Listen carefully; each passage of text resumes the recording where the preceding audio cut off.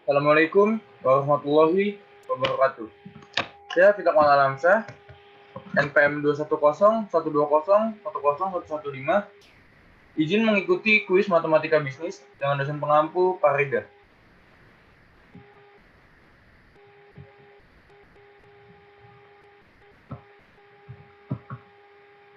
Pertama ada operasi himpunan.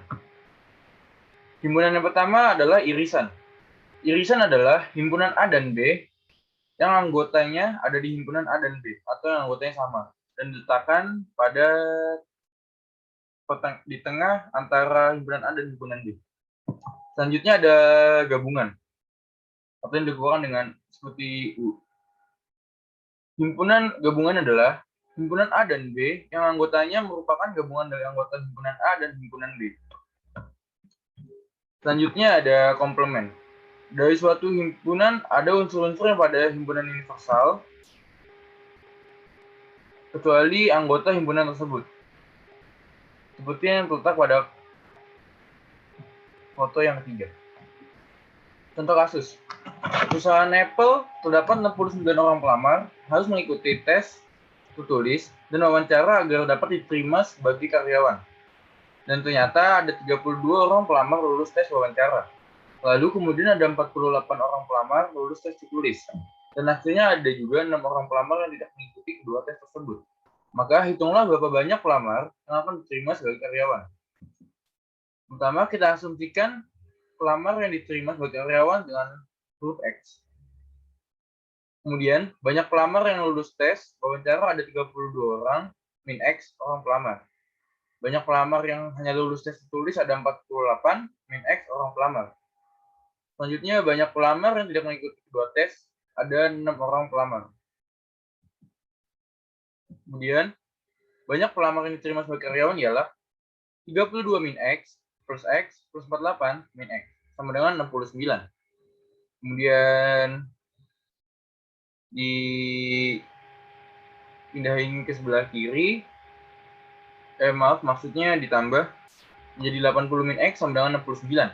X sama dengan 80 minus 9, X sama dengan 11 orang. Jadi banyak pelamar yang akan diterima sebagai karyawan di perusahaan Apple ialah 11 orang pelamar. Dengan himpunan seperti berikut. Selanjutnya ada deret hitung. Deret hitung adalah perbedaan atau selisih dari satu ke suku berikutnya selalu sama. Selisih suku ke-1 dan suku kedua akan sama dengan selisih suku kedua dan suku ketiga.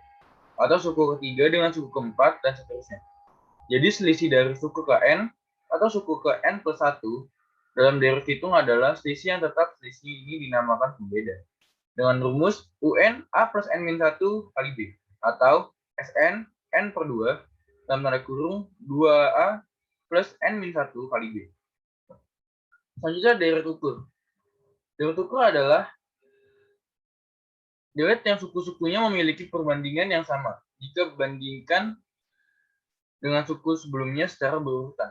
Jadi, jika deret hitung dibentuk melalui pertambahan selisih suku yang berurutan, maka deret ukur dibentuk melalui perkalian terhadap perbandingan suku. Dengan rumus UN dikali A R pangkat N-1. Contoh kasus. XYZ merupakan perusahaan manufaktur yang memproduksi alat tulis berupa pulpen. Pada bulan Januari, perusahaan menghasilkan 10.000 buah pulpen. Karena permintaan terus meningkat, diiringi dengan penambahan tenaga kerja dan modal kerja, setiap bulannya perusahaan mampu menambah jumlah produksi sebanyak 500 buah. Jika penambahan jumlah produksi tersebut setiap bulannya adalah tetap, berapakah jumlah produksi pada bulan ke-7 di tahun yang sama? Dan berapa banyak yang dihasilkan di bulan pertama Januari sampai bulan ke-8? Mari kita jawab. A diketahui adalah 10.000 dan B-nya 500. Ditanya U7 dan S8. U7 dengan rumusan seperti yang pakai yang tadi, U7 sama dengan A plus 6B. U7 sama dengan 10.000, 6 dan B-nya 500. U7 sama dengan 10.000 plus 3.000, U7 sama dengan 13.000. Jadi produksi pada bulan ke-7 adalah 13.000 buah pulpen.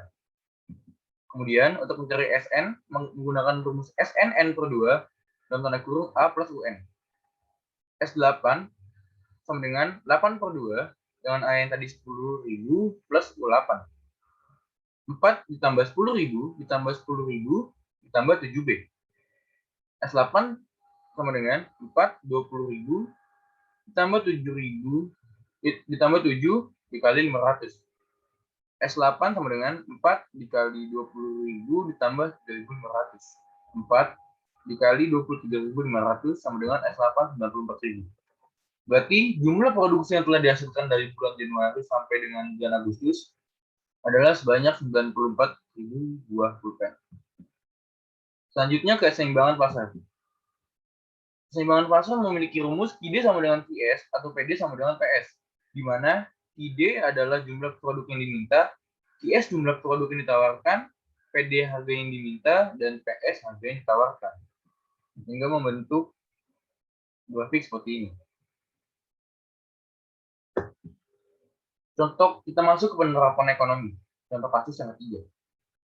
Permintaan ditunjukkan oleh fungsi QD 100 min 0,6 PD. Dan fungsi penawaran QS sama dengan min 20 ditambah 0,4 PS. Hitung keseimbangan pasarnya. Penyelesaiannya, QD sama dengan QS. Yang berarti 100 min 0,6 PD sama dengan min 20 ditambah 0,4 PS. Kemudian dipindah ruaskan menjadi 0,6P min 0,4P sama dengan min 20 min 100. Sehingga ditemukan P sama dengan 120. Selanjutnya kita substitusikan P yang sudah diketahui ke dalam salah satu fungsi. Kita ambil yang Q sama dengan 100 min 0,6 PD. Kita masukin saja Q sama dengan min 0,6 dikali 120. Q sama dengan 100 min 72. Q sama dengan 28. Q sama dengan 28. Maka terbukti keseimbangan terjadi P 120 dan kuantitas Q sama dengan 28. Sehingga membentuk titik koordinat 28,120. Selanjutnya kita masuk ke pembuatan grafiknya, yaitu pertama kita cari P sama dengan 0. Kita pakai QD sama dengan 100 min 0,6 PD. QD sama dengan 100 min 0,6 dimasukin dengan P-nya 0. QD sama dengan 100. Selanjutnya ada kurva penawaran jika Q-nya 0. QD sama dengan 100 min 0,6 PD. QD-nya kita ganti 0 sama dengan 100 min 0,6 PD. P sama dengan 100 dibagi 0,6 sehingga P-nya ditemukan 166,7. Sehingga membentuk grafik seperti berikut.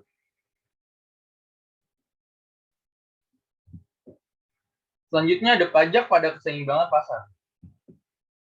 Pajak merupakan bagian penerimaan pemerintah yang dibebankan kepada produsen dan konsumen. Akibat adanya pajak, maka harga jual produk akan meningkat. Sesuai dengan hukum permintaan, apabila harga naik, maka jumlah produk yang diminta akan menurun. Dasar pengenaan pajak yang dibebankan dapat ditetapkan per unit barang atau T. Rumusnya, T aksen sama dengan A min T ditambah B IS. Sehingga membentuk grafik seperti berikut. Contoh kasus penerapan ekonomi yang keempat. Fungsi permintaan akan suatu barang ditunjukkan oleh persamaan Q sama dengan 13 min P. Sedangkan fungsi penawarannya P sama dengan 3 plus Q. Terhadap barang tersebut dikenakan pajak sebesar 2 per unit. Tentukan harga dan jumlah keseimbangan sebelum pajak dan sesudah pajak.